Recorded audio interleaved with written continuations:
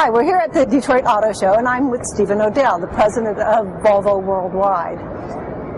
You've got some big news going on for you.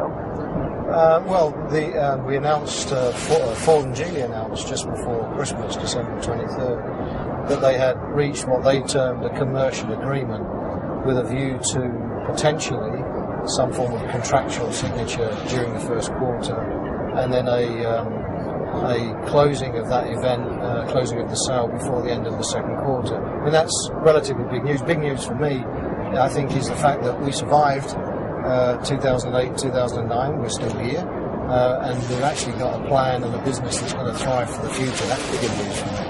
Well, it is big news, and we like to hear that because you are known for safety and you're known for quality. Yep. And it's not something that every other car company has always had, but you seem to have that in your DNA. Yep.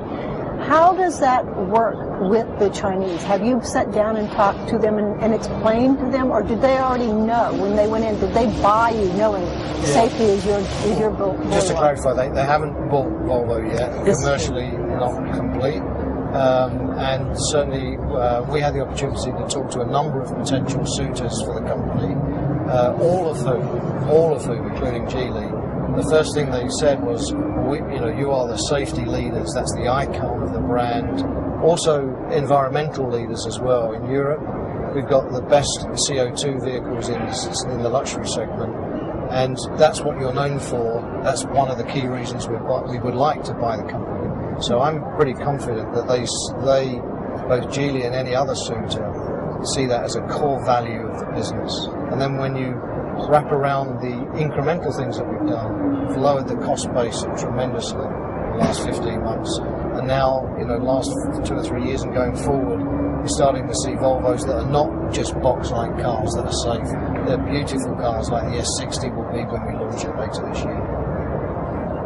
Geely has come in and has said that they have come in and talked to Volvo. Yes. Have you talked with them? Yes, as I say, I've had the opportunity to talk to a number of companies who are interested. I've got pretty clear distinction of my duties, though. Both Ford and I thought it was very important that my role was and is to run the company, not to sell the company.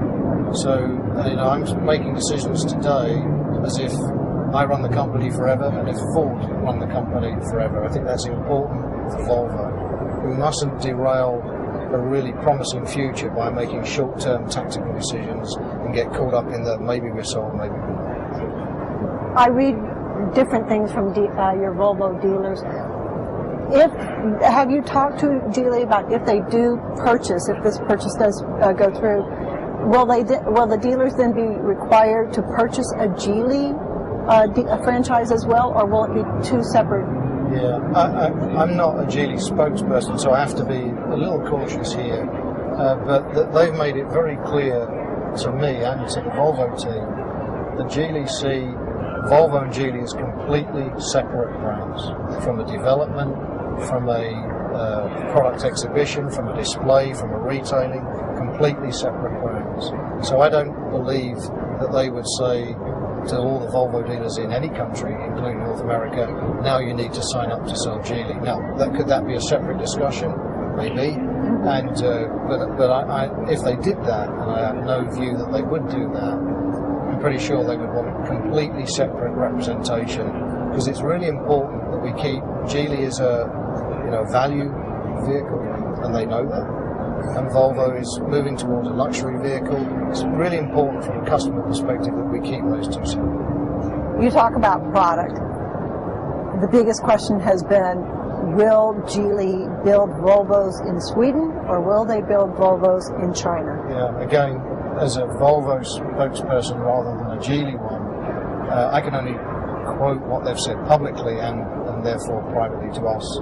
And that is, their intent is absolutely to retain R&D facilities and production facilities that we have in Western Europe. It's a pretty costly asset to buy and then close. Right. And so you leverage the asset. I mean, the value of the engineers that we've got and their training is very high. I believe Volvo's Geely see their opportunity to leverage those assets, and then in addition to actually build vehicles in China for the Chinese market. So, not separate entities, but if you like, an expansion of the base. Steve Odell, thank you very much. Thank you very much indeed.